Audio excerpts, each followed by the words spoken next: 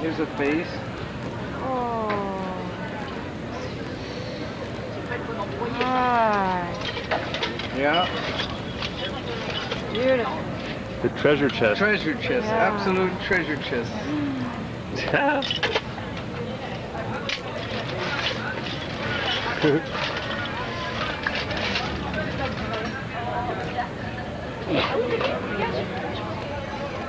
So I was still trying to figure out what this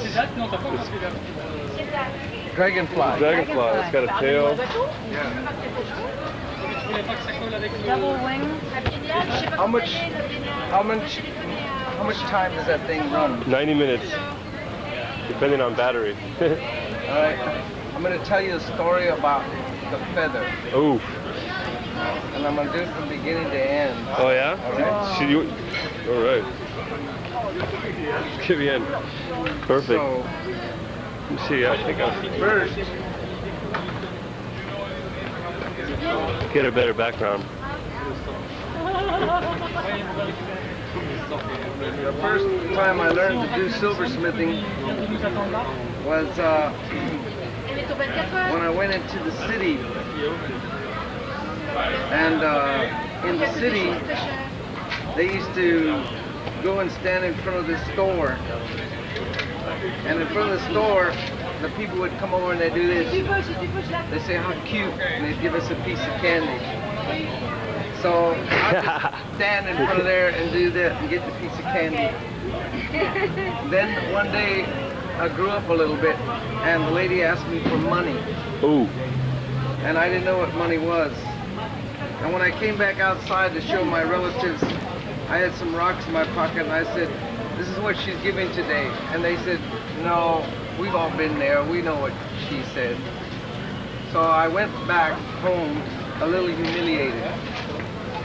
And I asked my father what money was. And he said, you gotta wake up early in the morning. You gotta wake up when it's real early. And you gotta go out there and find the dew. And find out where the dew is touching. Because dew touches all the things that are alive. So you gotta find when the night is just warming up and find that little tiny drop of dew. And that tiny drop of dew, it collects just like that. So you find all the things that the dew collects on. And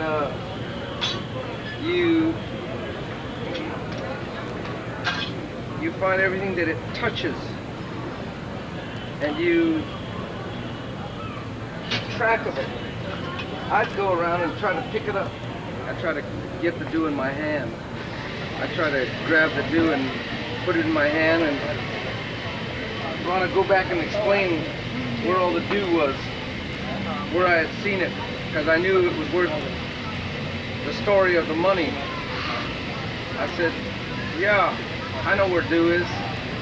I picked it up early this morning. And my grandmother and my father asked me, where did you pick it up from? I picked it up from the plant. I picked it up from here. I picked it up there. It's all right here. They said, well, show me it. Yeah. I said, well, it was right here. I tell you, I saw it. I saw it early in the morning. I got it all right here. And they said, well, what does it look like? And I said, well, it's not something you can describe in words. It's something you feel. What does it feel like? It's like a little tiny drop. It's just a little tiny drop. And I said, well, where does it come from? It comes from that last story that's told before the day begins, because the night people leave their footprints and say, those of you who can come and witness the footprint, you'll be alive. I said, well, how do you tell this story? I said, well, you gotta have faith. And the faith comes from the knowledge that you took the time out to wake up and go out there and touch everything. Touch everything that has dew. Not the things that just sit there because they're not meant to be there, but the things that have been there for ancient times, because only things that have been around for a long time collect the dew. Most things, they've not been around very long, so they don't collect very much dew. And to have the patience to find the ancient ones, that's what finding dew is all about. To find those things that have sat there and patiently waited while time passes, just like heat on season. It passes back and forth, and it endures. It endures because it knows where the dew began and the long road it had to take to get there. Whoa. And so that long road of where it had to get to, it sits there and it rests. It rests patiently, and finally it finds somebody who can describe it, and it's described in a song. That song is that dew travels to places that only those who wake up early and witness the first beginning can see it. And so you patiently wait in life for the things that you know were meant to be there. So you find that place by experience. Experience comes from sometimes places that change, like a railroad where once there was water. Because my grandmother told me about one time she woke up and the next thing they knew there was a new track in town. It was called a railroad. And she could have been disappointed. She could have been saddened. But instead she took the knowledge of the railroad and she converted it into her story. And her story said you got to learn how to work with those things that aren't always supposed to be there. Yeah. And so she worked with it by saying, we'll use that as our anvil because we'll make our dew become workable. So I learned how to take a railroad, which was once offensive, and turn it into a tool. Sometimes things that are not always acceptable at the time, if you give it time and you figure it all out, you can make it a tool. So it's the tooling of being able to consume what things offend you. They could be offensive because they don't look traditional, but you just take your time and work with it. Put your mark of patience with it. Use the knowledge of endurance. Knowledge of endurance is that you can say, railroad, you're here, you might be passing by, but I'm going to slow you down. The way you slow it down is because you work with the path of the dew. And the path of dew is something that very few people will stay and witness. They'll sit there and try to write a book about it and make a religion out of it, or they'll try to write a politics out of it. You got to have your own impression of what it took to wake up every morning and go find it. You got to take your time to go out there and say, all right, this is my ballot. This is what it's going to take me to get to that place where I can not have people pinching my cheek when I want something and throw a name or a number out there that I can't find acceptable in my vocabulary. I'll find something that is acceptable because I know the tools of experience. And so you get the tools of experience by, just like playing a violin, you find its finest hair, find its finest delicacy, and you find that faith that you have. And faith comes from being able to look up when everybody else is looking down. You look up and you see those things that soar in the sky, those things that soar in the sky only by a little tiny motion of being able to utilize the winds of change, because wind is always changing. Sometimes the wind is in your eye, sometimes the wind is in your back. But wherever you gotta go, you gotta be able to work with it. And the way you work with it is those little fine little things they call feather or leaves. All those little things that move with the wind, and you learn to read the winds. You learn to read when change is working in the way that you have to adjust yourself. not that you try to control it. You cannot control that. You can adjust yourself. So controlling is not what that faith is all about. It's having the ability to adjust. The ability to adjust, like using the railroad to manifest a design, so that when you take a piece of experience and you convert it to something. When they gave me that first piece of silver and said, this is what money is, because at that time money was made out of metal. We're rolling again. So the money that had value was either a seed that grew a crop, or a story that gave wisdom, or that currency that was made of metal, usually silver or some precious metal. That precious metal was acceptable to those people that had product. And that particular product was when I wanted that piece of candy. That piece of candy got me to get embarrassed in front of my relatives. But at the same time,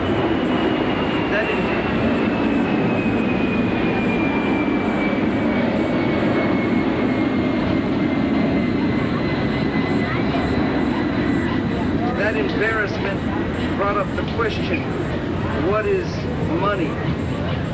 And I received where money was derived from. Dew. Go find the dew of the morning. Go see and witness what dew is. Go see where things are born from. Learn what it's born from. And you won't have that silliness of asking where money is, because that idea of money can be a seed, a story, a message, a trust, but the real thing is what we call faith.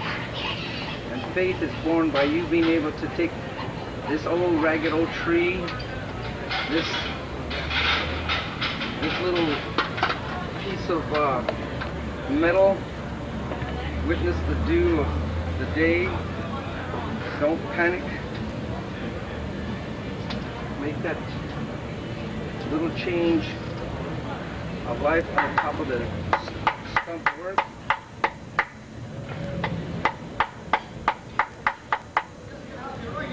And when you want a piece of candy, you won't have to have people pinching you and molesting you because you look like a wooden person. Instead, you'll have the knowledge. Take in a little bit of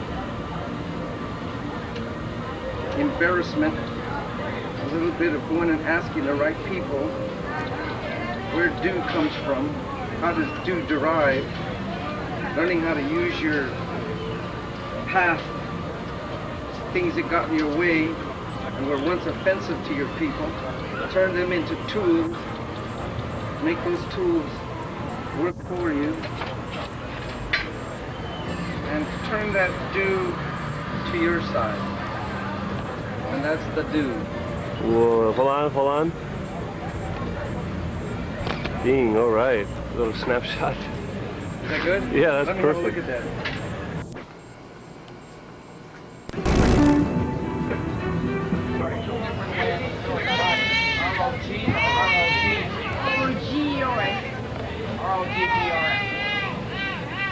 Yeah, I said, these guys are pretty aggressive. I said, now why are they just hanging around here? Oh, they love the smell of the tree. It's native to South America and Central America. It's a member of the ficus family. One of the many members of the ficus family. What is the name of it? It's called sausage tree. Yeah, I call it hot dog. I could go look it up for you and tell I you. used to call it the hot dog tree, but I know that it must have another name than the hot dog. It's a member of the ficus family. So if you look up ficus, they'll have all the different things, and generally they include some type of a common disclosure. And part of it is the fact that it puts out a very phallic-looking fruit. Yeah. So it's either going to be the penis tree, the hot dog tree, something like that. It's going to be something in that, you know. It's a beautiful tree. It's a wonderful shady tree. The problem is that it doesn't have a very sensitive. It was because it grows in the rainforest, which means all those trees lean against one That's how they stay up. But it's the piece that you wear in your neck. Chiaz but I'm the only avec le Kilegenie garçon. Good piece. Yeah, really good piece. All the best on you. Well, I'm trying to keep an example around. Here you go. Here you go. And he wrote down the address on the map.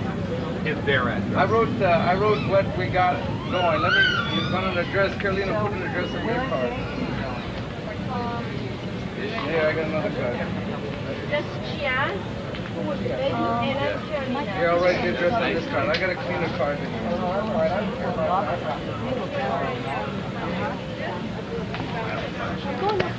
Oh, you do? I want a bunch of this kind of a thing to wear because I don't wear a tie. Right. Yeah, I haven't seen people wear bolo ties. I enjoy making a good bolo tie. Well, I never knew anybody who made them. Yeah, so, I mean, and I have to have them made out of gold. I can't have them made out of oh, that'd be great. Well, no, I can't afford it right now. But the silver turns If you have whenever even if it's separated, like I'm laying here, it turns black. I don't know what that's all about. But if you ever get some scrap gold, or just some gold that you just don't use no more, I can melt that down and make it. So if you just see gold, you can pick up scrap gold cases, just less than. And if you're not picking, I'll reassemble it and make it beautiful. that's how these were all made. Yeah.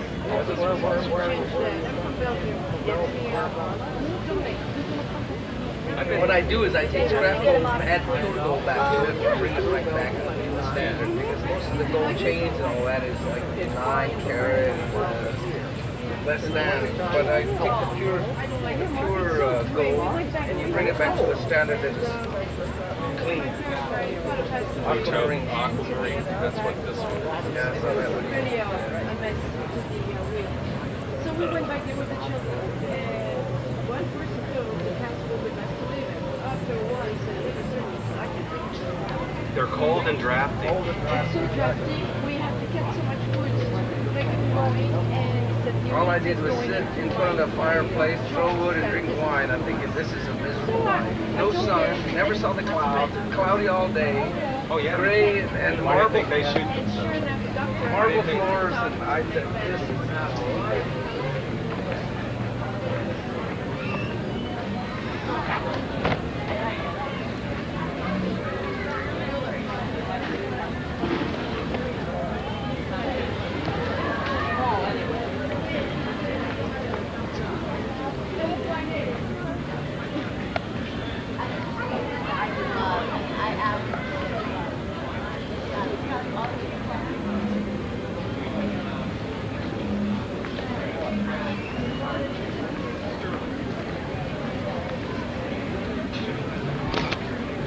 Oh, captured. Yeah. Sorry. Hey, part of the. Any little record. We go by? Oh yeah, no, that's part of the Beep, whole. beep. Part of the whole.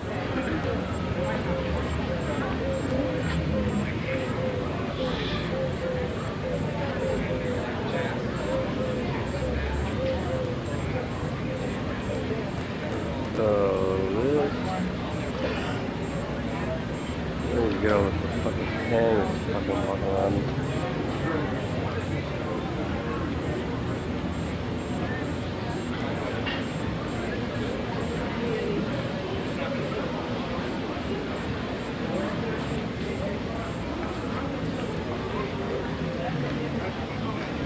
How you doing?